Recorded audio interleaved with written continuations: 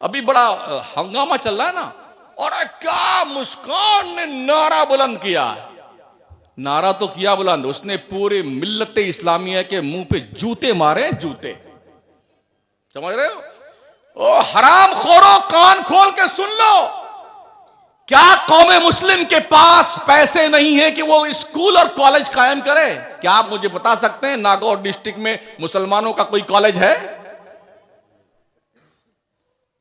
कभी खाजा की देग भरने पहुंच जाए गजमेर में, 200 किलो काजू, 200 किलो बादाम, 200 किलो वो हराम मेवा, वो देख बनी ना अभी, हाँ उस पे आया वार्ड, उस पे क्या नाम है, यूट्यूब पे 200 किलो।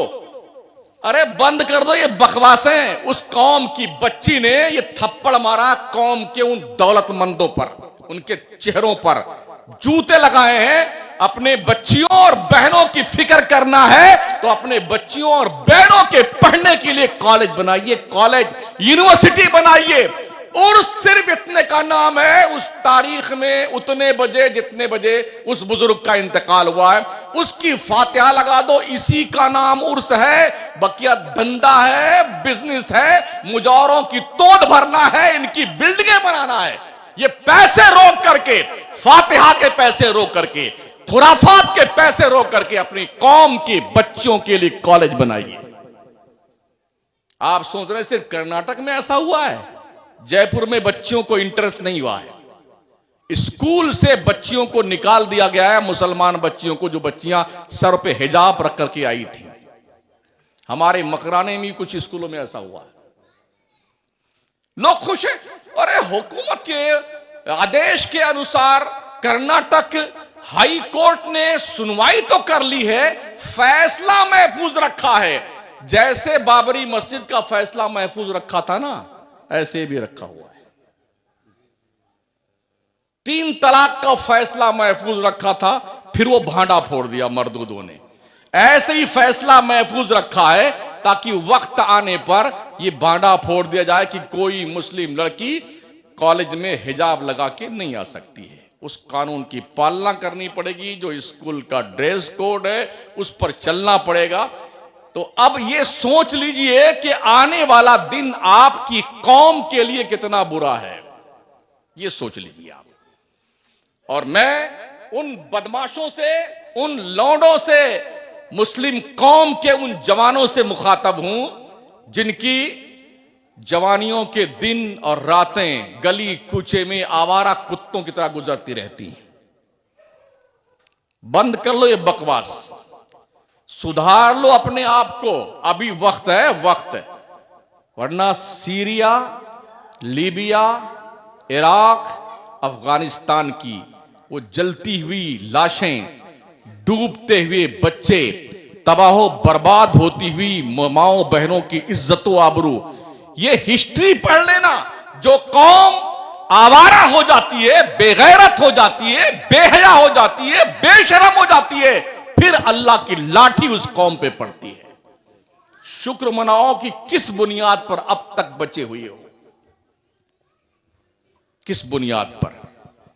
मदरसों की तरफ कोई ध्यान नहीं, मस्जिदों की तरफ कोई ध्यान नहीं, मुआशरे को अच्छे और पाकीज़ा माहौल में तब्दील करने का कोई तस्वुर नहीं, कोई हमारे पास प्लानिंग नहीं है कि हम कैसे अपने मुल्क में अपनी जिंदगी को बेहतर बना सकते हैं, अपने आने वाली नस्लों को कैसे उनका मुस्तकबिल हम महफूज कर सकते हैं और रोशन बना सकते हैं। ताबना कोई हमारे पास प्रोग्राम नहीं है और ना हमारे पास कोई ऐसी सोच है।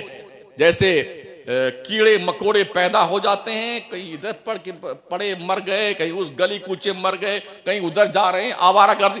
ये हमारी कौम का हाल है। और सिर्फ ये आपके नागौर का नहीं है, पूरे मुल्क के मुसलमानों का है। एक कॉलेज मुसलमानों के पास नहीं है पूरे नागौर में। यूनिवर्सिटी छोड़िए आप, राजस्थान भर में 2-4 कॉलेज होंगे मुसलमानों के, यूनिवर्सिटी तो है ही नहीं कहीं भी। क्या करेंगे आप? इल्म का दौर है, इल्म का, क्वालिफिकेशन का दौर है, पढ़ाई का दौर है, ज्ञान का दौर है, रिसर्च का दौर है। और हम ओहो पूछो मत, धोनी रमाए बैठे हुए। कभी पहुंच जाएंगे सुपी साहब वहां गप्पे लड़ाएंगे बैठ करके। मंगतों की एक लंबी फोर्स हमारे पास में। जिस गली कूचे में देखिए एक एक डब्बे पे एक एक फकीर को बिठाए हुए घूम रहा है फजर की अजान के वक्त, और हदीसें बयान करता है इसी को देना वाजिब है, इसी फकीर को देना फर्ज है, इसी पर खर्च कीजिए, अल्लाह के रसूल ने फरमाया है। अपने घरों से निकल के इसकी हालत देखें तो हमारी माएं बहुत जल्दी घर से निकलती बहन, और जल्दी को जो अभी वो मांग दूर निकल जाएगा, जल्दी को जल्दी दे दो। उनको ये भी तौफीक नहीं होती ये मांगने वाला कौन है, ये तो जान लें। ज़कात, फितरा, खैरात सब दे दो, अल्लाह वाला ले जाइए ले जाइए। सिस्टम बनाइए, सिस्टम। ये तकरीर का वक्त नहीं जो मैं चिल्ला रहा हूं, ठीक है ना। मुझे तो बहरहाल आया हूं, ट्रेन तो मुझे मिलेगी नहीं जो हमारी जिसमें हमारा टिकट बना हुआ है, उसके बाद वाली ट्रेन जो मिल जाए उससे जाएंगे। तो थोड़ा आप समात फरमा लें। पूरे राजस्थान में नहीं, पूरे हिंदुस्तान में हम इस तरह की तकरीर करने के लिए बदनाम हैं। बहुत सारे मौलवियों के चेहरे का रंग बदल जाता है जब मैं स्टेज पहुंचता हूं, इसलिए कि मैं वहीं पर हाथ रखता हूं जहां पर जख्म होता है। खाम खा एंटीबायोटिक दवा दे दे करके गुर्दा फेल करने की मेरी आदत नहीं है दर्द। हाँ, जो मर्ज है, अगर यहां मर्ज है टेबलेट से ठीक हो तो ठीक है, वरना इसको यहीं से काट दो ताकि ये नासूर न बन जाए। तो लोगों का हाजमा खराब हो जाता है बेटों का। कुछ तो स्टेज छोड़ के भाग जाते हैं और कुछ तो अरे क्यों बुलाते हो शमसुद्दीन को, तुम्हारी कब्र खोदने को बुलाते हैं शमसुद्दीन को। जिस दिन ये मौलवी सुधर गया ना, मौलवी सिर्फ 10% से 15% मौलवी ठीक है, माफ कीजिएगा सर, इसी बिरादरी का मैं भी आदमी हूं। 10 से 15% तक मौलवी काम करता और ठीक मौलवी है। 80% मौलवियों का हाल इतना खराब है कि पूछो मत साहब, कुछ लेना देना नहीं। ये हमारी डुगडुगी है, ये हमारी दुकान है, ये तुम्हारी दुकान है, बस इसी में अपना बाजा बजाते रहो रात भर और दिन भर बैठे हुए। हमारी यूनिटी क्यों नहीं है? हमारा अकीदा एक है, मसलक एक है, मशरब एक है, मंजिल एक है, रास्ता एक है। हम एक क्यों नहीं है बना में सुन्नी? क्यों एक नहीं? अपने अपने पीर की डुगडुगी बजाए हुए पीर साहब। मरदूदों कान खोल के सुन लो, वो उस तरह के मौलवी जो इस नेचर के हैं। अल्लाह ने हमें दीन की तबलीग के लिए पैदा किया है, पीर की तबलीग के लिए नहीं पैदा किया। पूरे कुरान में किसी पीर का जिक्र नहीं है और हदीस की किसी किताब में किसी पीर का जिक्र नहीं है। अगर है तो मुझे बता दो ला करके। पीरी मुरीदी का रीजन क्या रहा है, जरा इस पे गौर कीजिए। आप शुरू कीजिए सरकार हसन बसरी, बहुत दूर के गौस पाक को ले लीजिए। आप क्या करते थे ये पीर लोग? ख्वाजा उस्मान हारूनी को देखिए, सरकार ख्वाजा गरीब नवाज को देखिए, मखदूम अशरफ सिमनानी को देखिए, इमाम अहमद रजा सरकार को देखिए। ये लोग क्या करते थे मुरीद करके? बिल्डिंग बनाते थे, पैसा इकट्ठा करते थे, गाड़ियां खरीदते थे? जी नहीं। ये लोग जिसको मुरीद करते थे ना, उसे अल्लाह का वली बनाते थे। देख लीजिए, जितने मुरीद ख्वाजा गरीब नवाज के हैं, हर मुरीद अल्लाह का वली है। चाहे बख्तियार काकी के मुरीद हों, साबिर अलाउद्दीन के मुरीद हों, सारे मुरीद अल्लाह के वली। इमाम अहमद रजा के सारे मुरीद अल्लाह के वली, मखदूम सिमना के सारे मुरीद अल्लाह के। क्यों? इसलिए कि वो मुरीद की तरबियत करते थे। इसलिए मुरीद नहीं करते थे कि पीर का बंगला बने, एक कोठी बने। हमने देखा है पीरों के, एक कोठी कलकत्ता में है उसी पीर की 2 करोड़ की, उसी की कोठी मुंबई में 3 करोड़ की, उसी की कोठी अहमदाबाद में 2 करोड़ की, उसी की कोठी लखनऊ में 3 करोड़ की। रहता कौन है? एक चपरासी रहता है झाड़ू पोछा लगाने के लिए। और जब पीर आएगा तो फिर सारे मुरीद पहुंचे, जिंदाबाद जिंदाबाद जिंदाबाद जिंदाबाद। 3 दिन मरदूद रहते वहां पर, लूट खसोट के खाते हैं मुरीद। और मुरीद समझता आप जन्नत मेरे बाप की हो गई। कसम खुदा के इतना मारे जाओगे ना, पीर भी इतना कूटा जाएगा, भेजा बाहर निकल आएगा उसका पीर का। और ऐसे मुरीदों की वो धुनाई होगी, शक्लें नहीं पहचानी जाएंगी, शक्लें नहीं पहचानी जाएंगी। अपने दिल में झांक कर देखो कितना गंदा हो चुका है ये दिल। हरामखोरी, बेईमानी, लूट खसोट, गीबत, चुगली, बुराई, ये सब की आमाजगाह हमारा दिल बना हुआ है। अल्लाह वाले क्या करते थे? क्यों फरमाया गया अल्लाह का वली वो है जिसका चेहरा देखो तो अल्लाह की याद आ जाए। अल्लाह की ऐसे ऐसे बहुत कम है इस दौर में। वो जो बेचते थे दवाए दिल, वो दुकान अपनी बढ़ा गए। जो जन्नत बेचते थे ना बहलोल दाना, वो अपनी कब्र में गए। अब तो पीर देता कुछ नहीं, से लेता है। लाम याजिर ले नून अली जवन्ना, लेना दाल याजिर दे नून अली जवन्ना, देना तो है ही नहीं, सिर्फ लेना। लाओ लाओ लाओ लाओ, दो लाओ दे के जाओ। गलत कह रहा हूं? किसी मजार पर, अल्लाह वाले की तुरबत पर इमाम अहले सुन्नत फरमाते एक चादर चढ़ा दो, जब तक वो फट न जाए दूसरी चादर मत डालना। मजार की चौखट पर सैकड़ों भिखारी सर्दियों के तड़पती हुई खतरनाक रातों में ठिठुरते हुए मर जाते हैं चौखट पर मजार के। जिसको मजार पर चादर चढ़ाने के लिए देखिए ना 500 की चादर, 2000 के, अरे ओ कमीनो जलीलो, जिस पैसे की चादर खरीद के तुम मजार पे डालते हो ना, उसके नाम की चादर और ड्रेस खरीद करके उस फकीर को पहना दो, गरीब को जो गर्मी से तड़प रहा होता है और सर्दी से ठिठुर के मर जाता है, उसको पहना दो तो सवाब मिलेगा उससे। क्या उन भिखारियों को नहीं देखा जो खाना खाने के लिए कतार में खड़े थे? हैं लोगों का लुकमा देखा करते हैं शादी ब्याह के और दावतों के मौकों पर। हमने देखा है जब लोग प्लेटें फेंक करके अपना फंक्शन खत्म करके जाते हैं ना, दर्जनों और सैकड़ों बच्चों औरतों को देखा है, वो पहुंचते हैं उन्हीं जो पति खाते हैं ना, क्या बोलते हो, प्लेट, उस प्लेट में जो थोड़ा बहुत लगा होता है ना, उसको इकट्ठा करके सालन इकट्ठा करते हैं। जो रोटी के टुकड़े फेंक के आते हैं ना, लोग उसको चुनकर खाते हैं। अल्लाह का एहसान मानो, तुम्हारे पास छत तो है घर की। अल्लाह का शुक्र मानो, अल्लाह तुम्हें 3 टाइम खिला रहा है, तुम ठूस ठूस के खा तो रहे हो और तोंद पे हाथ फेर करके टर्रा रहे हो पूरे मोहल्ले में। अल्लाह का शुक्र मनाओ, एहसान मानो अल्लाह का। अल्लाह ने तुम्हारे पैसों में गरीबों का हक रखा है, मदरसों का हक रखा है, यतीमों का हक रखा है, बेवाओं का हक रखा है। मेरा नबी फरमाता है, ओ मेरी उम्मत के लोगों, मुझे तलाश करना चाहते हो तो गरीबों के बीच में तलाश करो, गरीबों के बीच में। नबी फरमाते हैं गरीबों के सदके में तुम्हें रोजी दी जाती है, इसीलिए अल्लाह फरमाता है फी अमवालिहिम हक्कुल लिस्साइल वल महरूम। ओ मालदारों, तुम्हारी दौलत में, तुम्हारी कमाई में महरूमों और साइलों का अल्लाह ने हक रखा है, उसे निकाल के दो गरीबों को। लोगों ने ज़कात फितरा तो दिया ही नहीं। यूं इमदाद कौन देता है? बोले इमदाद तो बड़ी मुश्किल पड़ती है, ज़कात फितरा ही निकल जाए तो यही बड़ी बात है। ये पूरे मुल्क की बात कर रहा हूं, पूरे मुल्क की।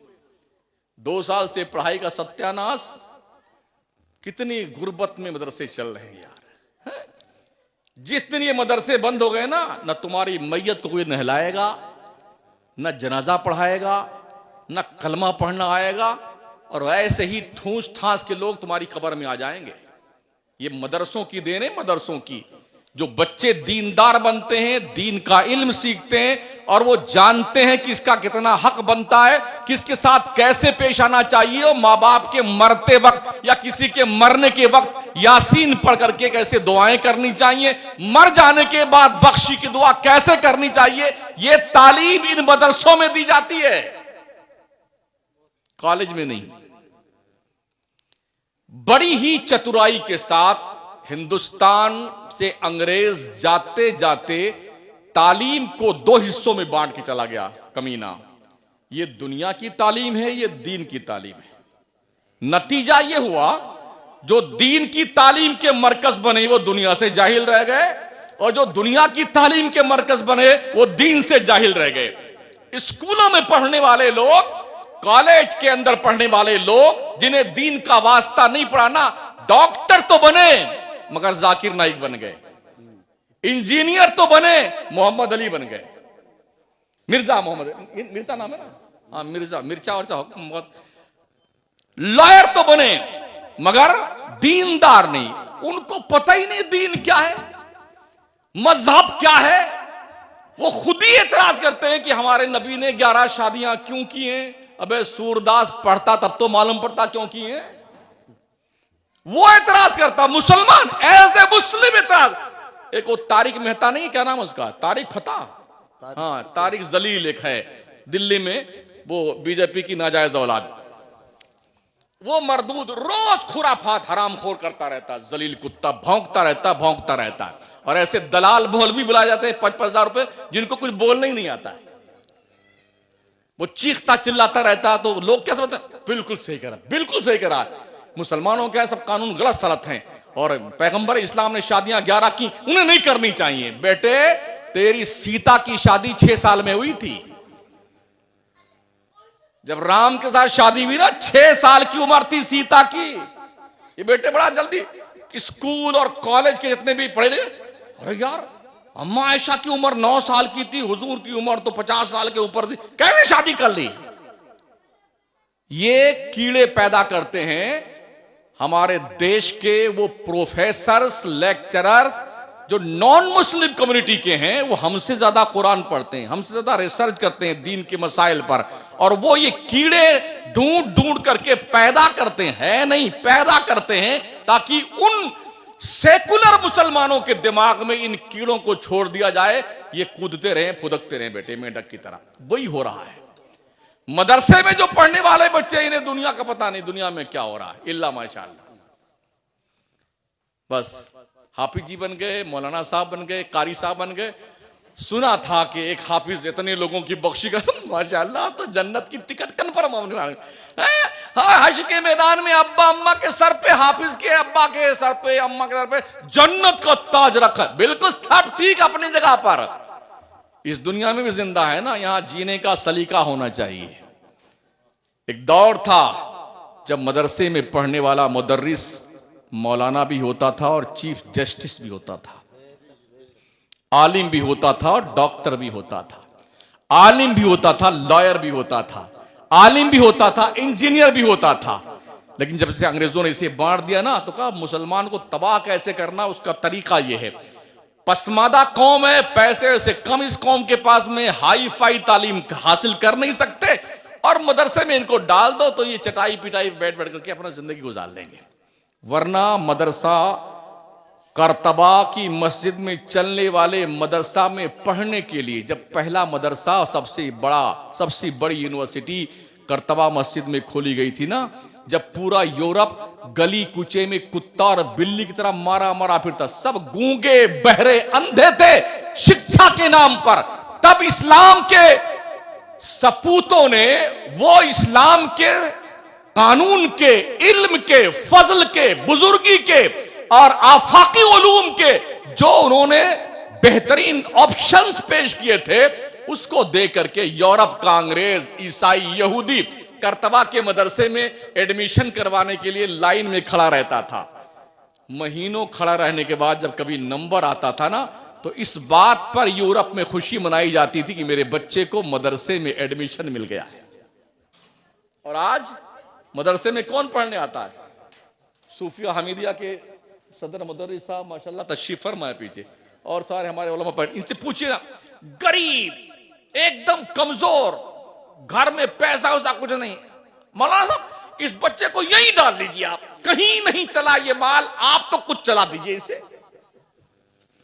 हजरत ऐसा है कि नहीं? हाँ, कहीं नहीं। जो हर मदरसे, हर स्कूल से फेल हो जाए स्कूल बच्चा, तो उसको मौलाना मुबारक साहब मदरसा गौसिया मुल्तानिया में दाखिल कर लीजिए इसको। मतलब ये उन निकम्मों की फैक्ट्री है क्या ये मदरसा है? जो जीनियस बच्चे होते हैं, अच्छे बच्चे होते हैं, माइंडेड होते हैं, लॉयर, इंजीनियर, डॉक्टर बनाएंगे। और जो मंद बुद्धि के होते हैं, एक आंख छोटी एक बड़ी होती है, थोड़ा आड़ा टेढ़ा, हाफिज जी बनाएंगे, इंशाल्लाह हाफिज जी बनाएंगे, मौलाना साहब बनाएंगे। जैसी तुम्हारी नीयत है वैसी बरकत है। इन मदरसों को जिंदा रखना है ना, पैसे दो, पैसे ढंग के पैसे, ताकि यहां का परवान चढ़ने वाला बच्चा अगर दीवाना बन जाए ना, दीवाना मोहम्मद मुस्तफा के दीन का, तो उनका मकाम क्या होता है? दीवान गाने इश्क मोहम्मद को देखकर घबरा गई है गर्दिशे दौरा, कभी कभी गर्दन में हाथ डाले हैं माहो नजूम ने, गुजरा है उन हदों से मुसलमान कभी कभी। इन मदरसों का ध्यान रखो, ये तुम्हारी इज्जत है, तुम्हारी आबरू है, तुम्हारा भविष्य है रोशन, और तुम्हारे मरने पे तुम्हारी बख्शिश करवाने के लिए यही मदरसे जिम्मेदार हैं। अच्छा, हद हो गई साहब, तनख्वाह इतनी कम देंगे हजरत, इतनी कम कि हरदम मौलाना साहब, सदर साहब, अरे सेक्रेटरी साहब, तेरी सेक्रेटरी कैसी तैसी है? तुम्हारे बाप के गुलाम मौलाना होते हैं क्या? सदर साहब सेक्रेटरी, सदर सेक्रेटरी मदरसे का सेवक होता है, खादिम, खादिम, समझ रहे हो? हाकिम नहीं होता है। इसलिए इन मदरसों में आओ ना जिम्मेदारी के साथ, तो अपनी खिदमत का एहसास करते हुए कि अल्लाह मुझे मुखलिस बना ताकि तेरे दीन की खिदमत करूं और मेरे मरने के बाद ये खिदमतें काम आए। धौंस जमाने के लिए मदरसे में मत आया करो साथियों, समझ रहे हो? मदरसों को जिंदा रखो, इन्हें ताबंदगी बख्शो, इन्हें उरूज दो, इन्हें आगे बढ़ाओ मदरसों को। कोई नहीं, मौलाना को क्या आमदनी बहुत होती है, हम भी जब मकराने पढ़ाने आए बहुत आमदनी मरद है। मुझे बाद में मालूम पड़ा कि कोई मर जाता है तो नजराना मिलता है। मैं इस लाइन का आदमी नहीं, कभी ये सब किया नहीं मैंने तो, और जाना जरूरी होता है मरने वालों की फातिहा में। नहीं यार, क्या थिंकिंग है, मैं इमामत करने आया हूं कि लोगों के मरने की फातिहा पढ़ने के लिए आया हूं? अच्छा, तो क्या करते थे? अब मुझे कम से कम एक पारा पढ़ने में तो 20 मिनट ढंग से लगते हैं। जो टीम चलती ना बख्शिश करवाने वाली, 10 आदमियों की होती, एक साथ 3 पारे उठा लेंगे और लेकर के थोड़ा इधर देखें, कहां चलना आगे, अब कहां चलना, कहां चलना आगे। 20 मिनट में 3 पारे गुल, मेरा एक नहीं पूरा हमने। अल्लाह, तो क्या करें? आपको टीम में हम नहीं रखेंगे, हमें तुम्हारी टीम तुम्हारे चूल्हे बाढ़ में जाए, मुझे जाने नहीं है, कम वक्त कहीं के। बोले ये बहुत बढ़िया आमदनी होती है। तो सुन लो कान खोल करके, अगर ढंग के नजराने नहीं दोगे ना तो याद रखना ये दुआ में, या अल्लाह फलाना मालदार आदमी ज्यादा है, या अल्लाह वो मर जाता तो उसकी फातिहा में 100 रुपए मिलते। देखे कबर खोदने वाला क्या दुआ में, या अल्लाह खूब लोग मरे, खूब कबर खोदू और खूब हमारा धंधा चले। कफन बेचने वाले यही दुआ करें, या अल्लाह अभी कम लोग मर रहे हैं और लोग मरे। कोरोना के पीरियड में बड़े खुश थे कफन बेचने वाले, खुश थे, खूब बेचा कफन, वो कातला होतला खूब बेचते, मजे बड़े, बहुत धंधा फॉर्म में चल रहा है। अगर मालदारों तुम खैरियत चाहते हो ना तो मौलाना लोगों की, इमाम लोगों की तनख्वाहें ठीक कर दो, वरना ये 5 वक्त दुआ में, या अल्लाह फलाना सेठ मर जाए, या अल्लाह फलाना सेठ मर जाए, उसका ज्यादा पैसा मिलेगा। गरीब को तो 5 ही रुपए मिलता, कहीं 20, कहीं 25, कहीं 50, लेकिन जब मालदार मरता है ना तो ज्यादा मिलता है। और हैरत ये 20 दिन कहीं 40 दिन तक क्या देसी घी में तला हुआ पराठा अब्बा के नाम खाइए ना, तो माशाअल्लाह 40 दिन तक देसी घी का पराठा में निकल पड़ी बेटे की, खूब खाता। तो अब वो आदमी दुआ नहीं मांगेगा, अल्लाह अल्लाह खूब मरे, कम वक्त खूब मरे, ताकि पराठा भी हम खूब खाए और नजराने। चप्पल, जूता, थाली सब ला के रखने फातिहा में, चप्पल पे फातिहा लगा भैया। आपके यहां होता कि नहीं होता? हमने देखा है। हाँ, अच्छा कमाल ये है, उस चारपाई को भी जो है जिस पे बैठता था डोकरा मरने वाला, उसको भी दे देंगे। बेड नहीं देते, लैपटॉप नहीं देंगे, मोबाइल नहीं देंगे, उनको तो रख ले बेटे, जो वेस्टेज माल होता है मना सब दे दीजिए। माशाल्लाह, सुभान अल्लाह, क्या बात है। तो अगर चाहते हो कि मौलाना लोग दुआ मांगे आपकी भलाई के लिए और आपकी जिंदगी की दुआ मांगे, तो इनकी तनख्वाहें ठीक ठाक कर दो। कम रखोगे तो एक तो नुकसान आपका होगा कि ये लोग रोज आपके मरने की दुआ मांगेंगे, और दूसरा नुकसान क्या होगा जानते हो? नियत बांधे कि 4 रकात की, कभी 3 पे सलाम फेर देंगे, कभी 2 पे टिका देंगे। या अल्लाह 200 रुपए के ऊपर कड़वा तेल हो गया, या अल्लाह लहसुन इतना महंगा है, या अल्लाह मिर्ची भी महंगी हो गई, या अल्लाह प्याज भी महंगी हुई। अल्लाह क्या करोगे आप? ठीक ठीक कर लो, ताकि मौलाना लोग इस चक्कर में ना रहे कितना महंगा सामान हो गया। आप सोचो ना यार, आप घर का खर्चा कितना है? मेरे घर का खर्चा तकरीबन 18 से 20 हजार रुपया महीना है। तनख्वाह मुझे 12,000 माशाल्लाह मिलती है। तुम्हारा अल्लाह, क्या बात है। आपने देखा ना वो वीडियो वायरल हुई थी, मैंने जुम्मा में दुआ, या अल्लाह जितनी तनख्वाह मेरी है उतनी तनख्वाह मेरे सदर की हो जाए, उतनी सेक्रेटरी की, उतनी खजांची और हर मुक्तदी की उतनी तनख्वाह। हमने बोला आमीन, बोल आमीन। चुपचाप बैठे बैठे हुए थे। तीसरा ऑप्शन, यौम नदू कुल्ला उनासिम बिइमामिहिम। अल्लाह फरमाता है हश्र में, ओ मुक्तदियो, हम तुम्हें तुम्हारे इमामों के साथ बुलाएंगे। इमामों खुश हो जाओ। मौलवी साहब, हाँ खुश हो जाइए। हाँ, अगर इमामों से बदमाशी करी है ना, एक ऑप्शन स्पेशली इमाम के पास है। हश्र में अल्लाह किसके साथ बुलाएगा मुक्तदियों को? इमाम के साथ। मैं नहीं कहता हूं, यौम नदू कुल्ला उनासिम बिइमाम। कुरान शरीफ उठाइए, हुफाज यहां बैठे, इनसे पूछ लें। हश्र के मैदान में मुक्तदियों को इमाम के साथ बुलाएंगे। लिस्ट बना के रख रहे ना हजरत, किस कमेटी वाले ने बदमाशी करी है, किस मुक्तदी ने बदमाशी की है, सबके नाम नोट कर। या अल्लाह ये बहुत कमीना था, या अल्लाह इस मरदूद ने बहुत सताया हमको, या अल्लाह तनख्वाह देने में बहुत बदमाशी करता था। सब एक एक शिकायत है ना, इतना कूटे जाओगे ना अकल ठिकाने आ जाएगी वहां पे। ये मैं कोई हवाई बात नहीं कर रहा हूं, मैं कुरान का जजमेंट पेश कर रहा हूं। ठीक से तनख्वाह दीजिए ताकि बेफिक्र होकर के जो सीने में इल्म है ना आलिम के, वो आपके बच्चों के सीने में उतारे हो। मेहनत से पढ़ाए, ढंग से पढ़ाए। फिर भी ये इनका कम कर्म और एहसान नहीं है, जो माल कहीं नहीं चलता, सब ने नकार दिया। थर्ड क्वालिटी का मेहनत करके ये 30 पारे कुरान के उस फटे हुए सीने में उतार कर बता देते कि हमने 30 पारे कुरान का हाफिज बना दिया आपके बच्चे को। ये इनकी मेहरबानी उलमा की होती है। सोचिए, कुरान मुकद्दस के बारे में अगर कुरान पहाड़ों पे उतारा जाता ना, तो पहाड़ रेजा रेजा हो जाता। लौ अंज़लना हाज़ल कुरान अला जबलिन लराइतहु खाशिअम मुतसद्दिअम मिन खश्यतिल्लाह। इतना है ये, लेकिन पहाड़ सख्त होता है ना, कितना सख्त होता है। पहाड़ रेजा रेजा हो जाता, और दिल कितना नरम है, दुख बुक करता रहता यूं। इतना छोटा सा, इधर लटका हुआ साइड में, दिल साइड में लटका हुआ। और जिस बोझ को पहाड़ जैसी सख्त चीज झेल नहीं सकती ना, उस बोझ को मुसलमान का 8 साल का बच्चा, 10 साल का बच्चा अपने सीने पे झेल लेता है। तो वो भी 30 पारे।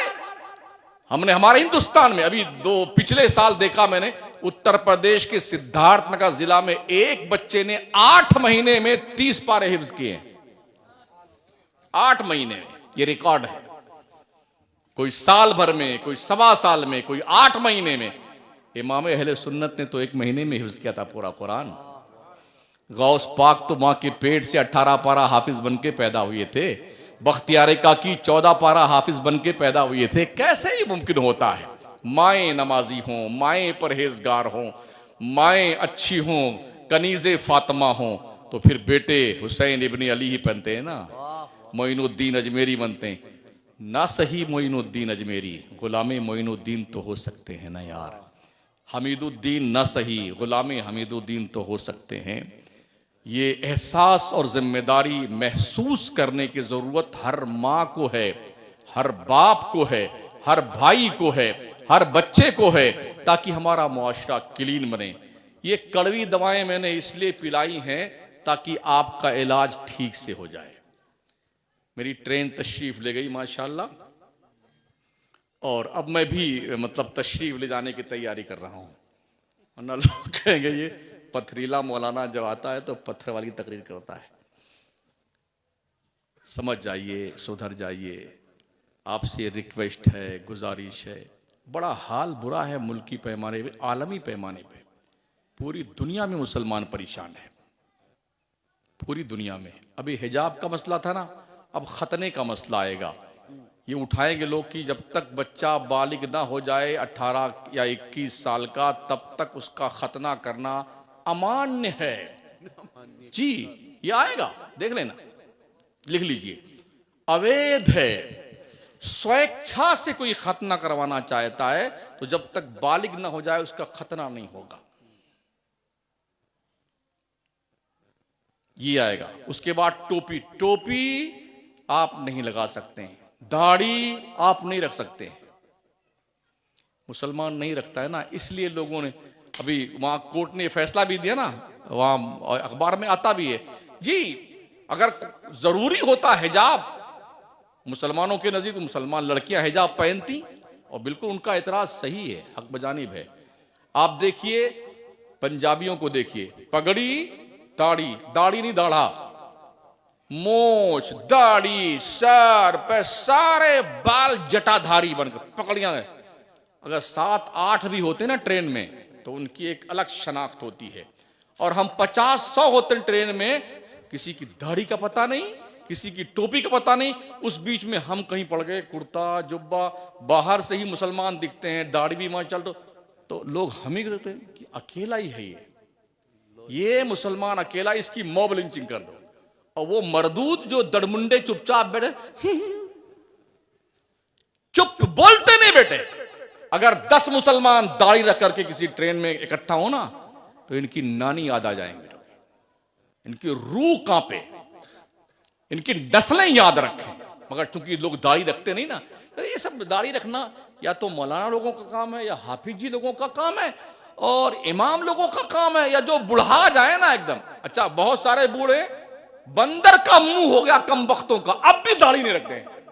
हाँ हजरत, एक बार आया था उधर कलंदरी मस्जिद के सामने जो मैदान है वहां तकरीर करने, तो इत्तेफाक था, वो बाहर जो हज्जाम की दुकान है ढाबली में है, एक बुढ़ा एकदम जैसे ये दोनों गाल दोनों मिल गया था आपस में, दांत वांत था नहीं।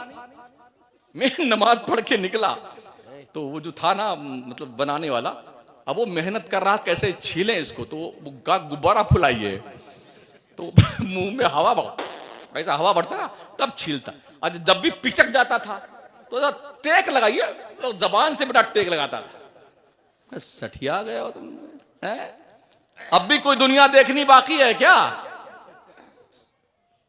पेट में दांत नहीं, मुंह में आंत नहीं, मगर दाढ़ी नहीं रखेंगे साहब। याद रखो, घर वाले, बेटे, रिश्तेदार जैसे मरे ना, तुम जैसे मरे, कितनी जल्दी ठूस के आए हैं, चुपचाप अंदर जा, इतना भी जगह करके दिखाए, अरे बंद कीजिए, बंद कीजिए, बंद कीजिए। अगर कोई मरने वाला जिसको आप दफनाने ले गए हैं ना, और जैसे कब्र में आप लिटाएं, खुदा ना खास्ता अगर वो उठ के बैठ जाए तो कितने लोग रहेंगे वहां पर? इतना भगेंगे बेटे ना, इतना भगेंगे ना, एक के ऊपर एक गिरेगा, घंटों सांस नहीं निकलेगी कि बोल नहीं पाएंगे बेटे, हालांकि उसका अब्बा ही है। इतना बुज़दिल हो गया। अभी मैं पिछले हफ्ता एक रिवायत पढ़ रहा था, एक कब्र खोदने वाला कब्र खोद रहा था, इत्तेफाक देखिए कि बगल की कब्र की ईंटें खुल गईं, तो बगल का मुर्दा अपनी कब्र में बैठा कुरान पढ़ रहा था, कुरान पढ़ रहा था। तो उस मुर्दे ने जो कुरान पढ़ रहा था, कब्र खोदने वाले से पूछता क्या है, क्या कयामत आ गई है? कहा नहीं, कयामत नहीं आई है, मुर्दा दफन करने आए। कहा फिर मेरी ईंटें सजा दो वापस, मेरी ईंटें सजा दो, मुझे आराम से कुरान पढ़ने दो। ऐसे भी बंदे हैं ना जो कब्रों में अपनी कुरान पढ़ते हैं, नमाजें पढ़ते हैं, और ऐसे भी बंदे हैं जिनके मुंह में आग की लगाम लगा दी जाती है। जबानों को चुगलियों से, गीबतों से, खुराफातों से रोक के रखो, लुकमे हराम पेट में न जाने पाए, समझ रहे हो? बुराइयों से बचते रहो। जब तक हम इस पे कारबंद थे, दुनिया के 3-3 बर्रे आजमों पे हमने हुकूमत की है, 3-3 बर्रे आजम पे। 800 साल तक इस अखंड भारत में हमने हुकूमत की है। 7 साल में पगलाए हुए लोग हैं, उनको कह दो एक बादशाह हमारा पगला जाता, बेटे तुम पैदा ही नहीं होते हिंदुस्तान में। शुक्र मनाओ अल्लाह का। 800 साल बहुत होते हैं किसी भी खेत को साफ करने के लिए। हाँ, अल्लाह का करम हुआ, कोई बादशाह पागल नहीं हुआ मोदी की तरह, योगी की तरह, बीजेपी और आरएसएस वालों की तरह। अगर एक पगला जाता ना, साफ था मैदान, हम ही हम होते, तुम्हारा पता नहीं होता बेटे। लेकिन इस्लाम इसका हुक्म नहीं। इस्लाम तो ये कहता तुम चींटियों पे भी जुल्म मत करो, बेजरूरत घासें मत उखाड़ो, हरे पत्ते मत तोड़ो, इसलिए कि हरी घासें हरे पत्ते जिक्र खुदा करते हैं, इन्हें बेजरूरत मत तोड़ो, जरूरत है तो तोड़ लिया करो। इसलिए मैं अपने बच्चों से गुजारिश करूंगा, आप पढ़ते हैं तो मेहनत से पढ़िए। अपनी बच्चियों से गुजारिश करूंगा, मेहनत से पढ़ो। और ये ठान लो, दुनिया ठान चुकी है, अपने कौम के लोगों के दिल और दिमाग में इतना जहर भर दिया है लोगों ने, मुसलमानों के प्रति नफरत का जहर। आपकी शक्ल लोग देखना नहीं चाहते। ताकत से आप जीत नहीं सकते हैं दुनिया से, पैसों से आप जीत नहीं सकते दुनिया से। आपके पास एक ऑप्शन बचता है, अखलाक मुस्तफा का। वो अखलाक जो संजर से चल करके एक दीवाना हिंदुस्तान में लेके आया था, उसी अखलाक से उसने 90 लाख काफिरों के दिलों के कुफ्र को कत्ल करके इस्लाम की शमे मोहब्बत रोशन कर दी। अखलाक अच्छा कीजिए, पाकीज़ा कीजिए, बोलिए तो अच्छी बोली बोलिए। कोई गाली भी देना आपको, प्यार से जवाब दीजिए उसे, जज्बात में मत आइए। ये लास्ट ऑप्शन है। जब कोई रास्ता ना बचे ना, तो फिर या मरना या मारना है, दो ही रास्ता है।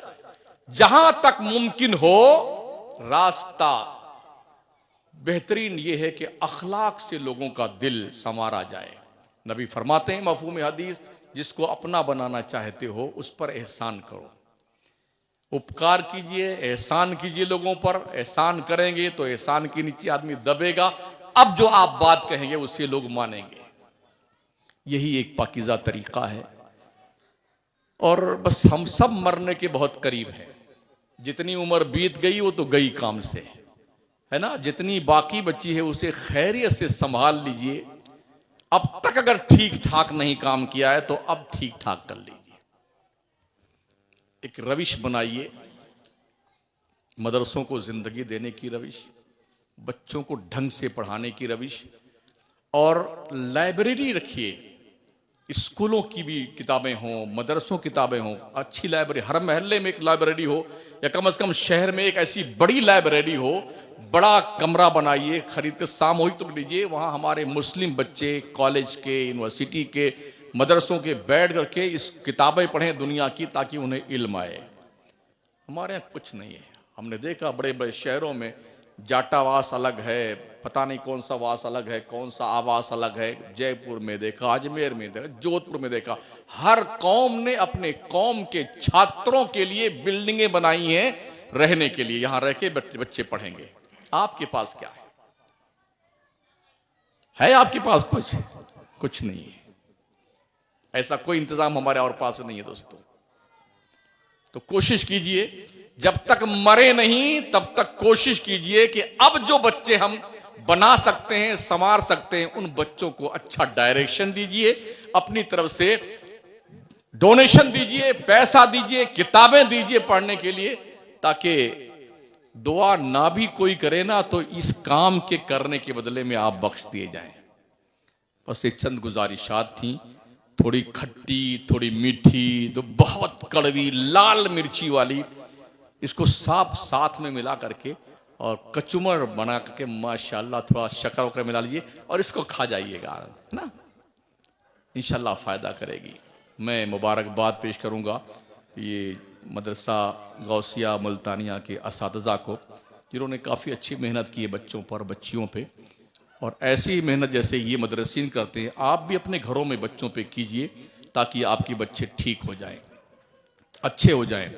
जब दोनों हाथ मिल करके मेहनत करेंगे ना, इधर मौलाना की मेहनत, इधर घर वालों की मेहनत, तो फिर बच्चे अच्छे निखर के सामने आएंगे।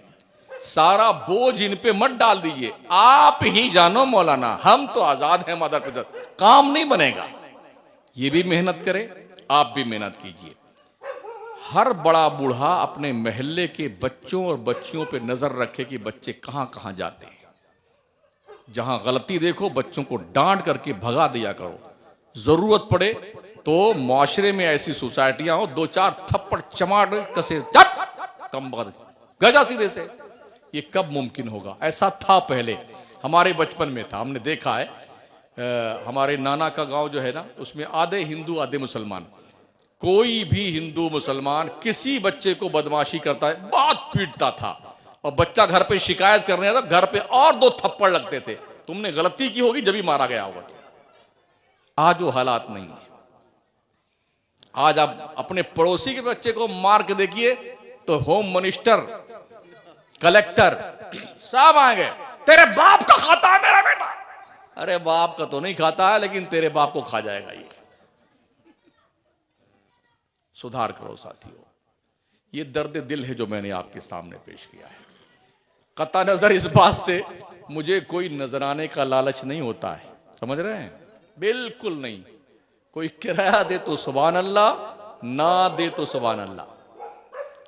अल्लाह ने इतना करम किया है, सिर्फ 12,000 रुपए तनख्वाह, और पूरे हिंदुस्तान में खिताब, पूरे 1 से 1 करोड़पति। हजरत अल्लाह तेरे दीन की क्या शान है।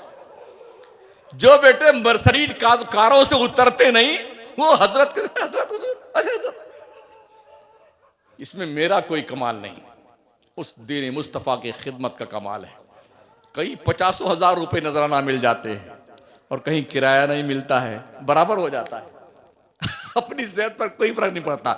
अल्लाह ने 1 पैसे का कर्जदार नहीं। 5 बच्चों की शादियां करी हैं, 5 1 रुपए कर्जा नहीं। बड़ी शान। 50,000 रुपए जेब में अभी भी है। हाँ बिल्कुल, अल्हम्दुलिल्लाह इतना रख के चलता हूं। अब कोई लग मत जाना यहां से स्टेशन तक, और लग भी गया, हम भी पहलवान आदमी है यार, तोड़ ताड़ के रख लेंगे। हाँ, तो इसका डर नहीं रहता साथियों। बेलौस खिदमत करते हैं, जो मिला सुभान अल्लाह, अल्लाह अल्लाह, खैर से अल्लाह। माओ बहनों, प्यारी बच्चियों, प्यारे बच्चों, दोस्तों, बुजुर्गों, चचा, बाप, दादा, दोस्तों, हमारी बिरादरी के लोगों, मिलजुल के काम करो। इस्लाम जिंदाबाद, मुसलमान पाइंदाबाद। अस्तगफिरुल्लाह रब्बी मिन कुल्लि ज़ंबि व अतूबु इलैह। ला इलाहा इल्लल्लाह मुहम्मदुर रसूलुल्लाह।